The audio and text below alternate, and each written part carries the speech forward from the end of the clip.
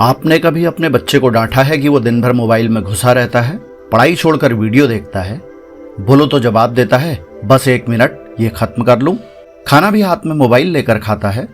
अब सोचिए, क्या आपने खुद को देखा है? खाना खाते वक्त मोबाइल, सोते वक्त मोबाइल, सुबह आंख खुलते ही सबसे पहला हाथ मोबाइल की ओर। हमने जाने अनजाने एक ऐसी दुनिया बना ली है जहां स्क्रीन हमारा साथी बन गई है और इंसान पराया। और असली सवाल यह है, क्या हम अपने ही बच्चों को अपनी ही आंखों के सामने खो तो नहीं रहे हैं? एक माँ अपने बेटे को 3 बार बुलाती है, खाना ठंडा हो गया बेटा, लेकिन बेटा पबजी के आखिरी जोन में है। एक बेटी पूछती है, पापा आप मेरी बात सुन रहे हो? पर पापा इंस्टाग्राम की रील में खोए हुए हैं। ये सिर्फ एक गैजेट नहीं है, ये एक इमोशनल दीवार बन चुका है। ये डिस्कनेक्ट अब नजरों से नहीं, रिश्तों से हो रहा है। आज के बच्चे किताबों से ज्यादा स्क्रीन को पहचानते हैं, दोस्तों से ज्यादा फॉलोअर्स को गिनते हैं और परिवार से ज्यादा कंटेंट से जुड़े रहते हैं। क्या आपने कभी इसकी असली वजह जानने समझने की कोशिश की है? यदि नहीं तो कोई बात नहीं, आइए आज हम समझते हैं इसकी असली वजह। इसकी असली वजह है डोपामिन, यानी कि दिमाग का वो केमिकल जो हमें ड्राइव करता है। जब भी आप कुछ अच्छा या एक्साइटिंग करते हैं, जैसे कोई गेम जीतना, नया नोटिफिकेशन आना, कोई रील वायरल होना या किसी का मैसेज आना, आपके दिमाग में डोपामिन रिलीज होता है। यह रिवार्ड केमिकल है जो कहता है अरे अच्छा लगा, फिर से करो।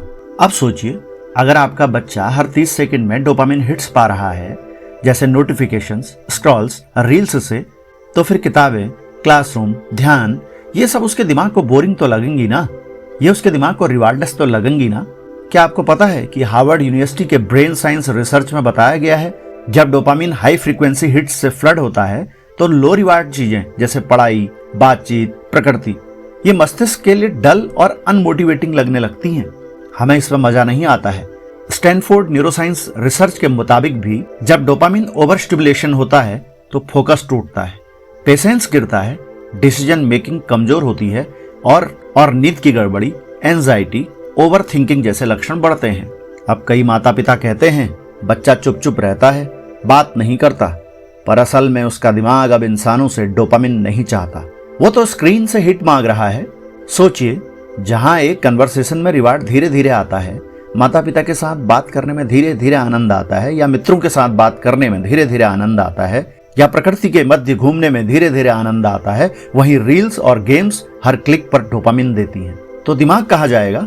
अब ये सिर्फ बच्चों की बात नहीं रह गई।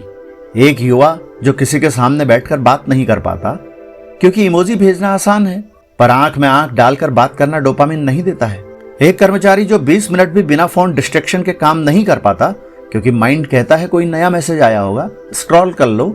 एक माता पिता जो खुद रील देखते हैं पर अपने बच्चे को कहते हैं मोबाइल मत चलाओ बेटा। एक्चुअल में ये हाइपोक्रेसी नहीं है, ये हेल्पलेसनेस है, क्योंकि हम सब बच्चे, बड़े, युवा इस डोपामिन के जाल में फंस चुके हैं। तो अब सवाल ये नहीं है कि बच्चा मोबाइल क्यों चला रहा है, असली सवाल है हमारा दिमाग अब किसका गुलाम बन चुका है। क्या मोबाइल को छोड़ देना ही हल है? क्या बस डांटना या छीन लेना ही रास्ता है? या फिर हमें अपने दिमाग को दोबारा ट्रेन करना होगा?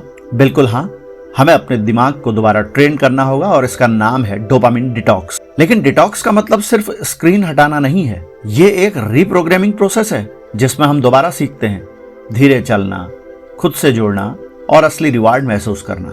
तो जब बच्चा मोबाइल स्क्रीन पर अंगुली घुमाता है तो असल में वो अपने दिमाग से खिलवाड़ कर रहा होता है। हर क्लिक, हर स्क्रॉल, हर व्यू उसके दिमाग में डोपामिन की एक नशे जैसी लहर पैदा करती है। और यही है असली खतरा, डिजिटल डोपामिन ट्रैप। कल्पना कीजिए, आप एक बच्चे को हर बार मुस्कुराने पर एक चॉकलेट दें।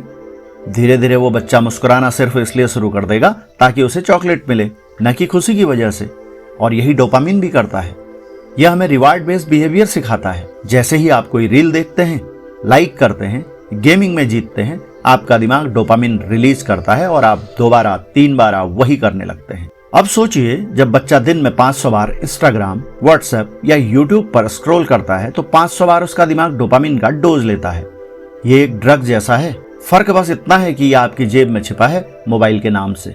और बच्चों पर इसका ज्यादा गहरा असर पड़ता है, उनकी एकाग्रता भंग हो जाती है, क्लास में ध्यान नहीं लगता क्योंकि दिमाग रिवार्ड सिस्टम से कुछ और ही मांग रहा होता है। 14-15 की उम्र में ही थकावट, चिड़चिड़ापन और लो मोटिवेशन के शिकार होते हैं। सेल्फ वर्थ क्राइसिस हो जाती है, दूसरों के लाइक्स, फॉलोअर्स देखकर खुद को कमतर समझना शुरू करते हैं। आइडेंटिटी कंफ्यूजन होता है कि मैं कौन हूं।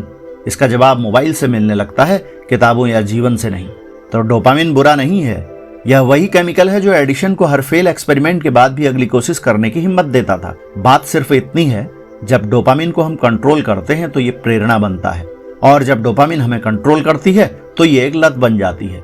अब सवाल ये नहीं है कि मोबाइल कितना यूज करें, सवाल ये है कि क्या आप खुद को कंट्रोल कर सकते हैं। इसके लिए कुछ मनोवैज्ञानिक उपाय बताने जा रहा हूं। सबसे पहला, डोपामिन डिटॉक्स, यानी कि हफ्ते में एक दिन कोई सोशल मीडिया नहीं, सिर्फ किताब, कुदरत और इंसानी बातचीत। दूसरा तरीका, डिलेड ग्रेटिफिकेशन सिखाइए। बच्चे को तुरंत रिवार्ड देने की जगह लंबी मेहनत के बाद मिलने वाला सुकून समझाइए, जैसे पूरे हफ्ते मेहनत के बाद एक फिल्म नाइट। ऑफलाइन रूटीन बनाइए, सुबह उठते ही मोबाइल नहीं, खेलने का तय समय और स्लीप टाइम से 1 घंटा पहले मोबाइल बंद। और खुद उदाहरण बनिए। बच्चा देखता है कि आप क्या करते हैं, न कि आप क्या कहते हैं। आज का बच्चा मोबाइल नहीं चलाता, बल्कि मोबाइल उसके भविष्य को चला रहा होता है। और जब माँ बाप कहते हैं मेरा बच्चा पढ़ता क्यों नहीं, तो जवाब स्क्रीन की रोशनी में नहीं, उसके दिमाग की केमिस्ट्री में छुपा होता है। तो हमें मोबाइल को छीनने की नहीं, बल्कि बच्चे के मस्तिष्क को समझने की जरूरत है। उसे टेक्नोलॉजी का गुलाम नहीं, टेक्नोलॉजी का मास्टर बनाना होगा।